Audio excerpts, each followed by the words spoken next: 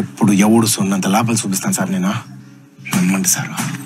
లంగాలో దాచేసిందండి ఆపేకండి నేనేం చేయనండి.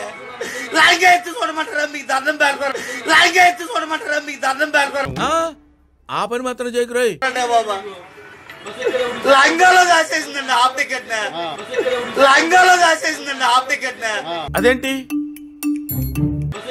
లంగాలో దాచేసిందండి ఆపేకండి.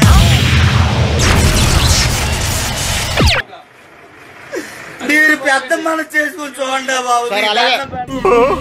ఊరుకో ఎద్దులో ఉన్నావు, ఏడిస్తే దరిద్రంగా ఉంటది. మీరంటేనే మాకు భయం అండి. మీరు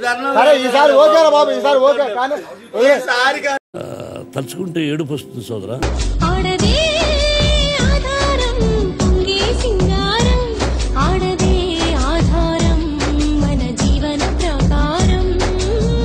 మళ్ళీ మొదలెట్టారా? ప్రశాంతంగా ఉండనవర్రా? బతకనేరా మమ్మల్ని?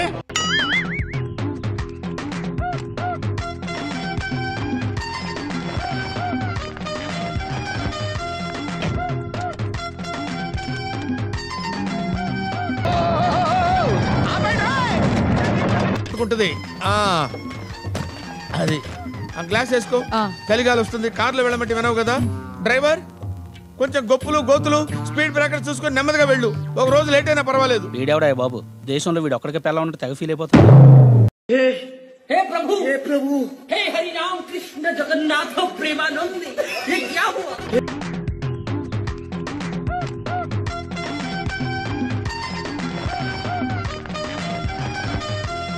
లోపలికి వెళ్ళాలి. ఇక్కడ మాకే చోట్లేక చేస్తున్నాం. వేరే బస్ ఎక్క. చోటు వద్దు, సీట్ ఉంది. ఇదిగో స్టోరీలు చెప్పొద్దు, వెళ్ళి సైడ్ బస్ ఎక్కు. ఆయన ఎక్కడే ఉండే. ఈ బస్సు డ్రైవర్ ఆయనే. డ్రైవరా? అవును.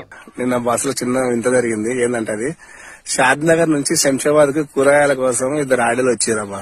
Very interesting. వాళ్ళు వచ్చి ఏమో బస్తాలు వేసుకోపోలేదు. చిన్న చేసాంచి పట్టుకొచ్చి 2 కిలోలు వేసుకుని పోయారంట. టమాటా 2 కిలోలు, ఉల్లిగడ్డ 2 కిలోలు వేసుకుని. అక్కడికి ఇక్కడ డిఫరెంట్ ఎంత అంటే 5 రూపాయలు తింటారంట. కొత్త కదా. 5 రూపాయలు డిఫరెంట్ కు Shamshabad to Shad Nagar travelling free bus. ఎట్లుంది చూడు, బలింది కదా జోకు.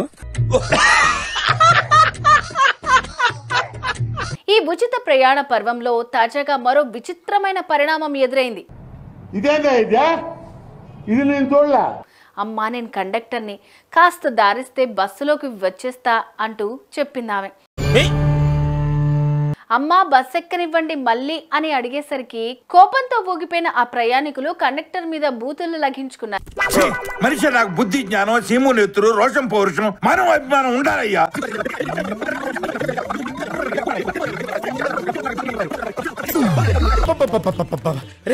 తిట్టదని చెప్పరా. ఆ తిట్లు విని నిర్ఘాంతపోయిన ఆ కండక్టర్ కన్నీటి పర్యంతమైంది. పుచ్చుకోండి. నేనేం పాపం చేశాను, నాకే ఇన్ని కష్టాలు వచ్చాయి.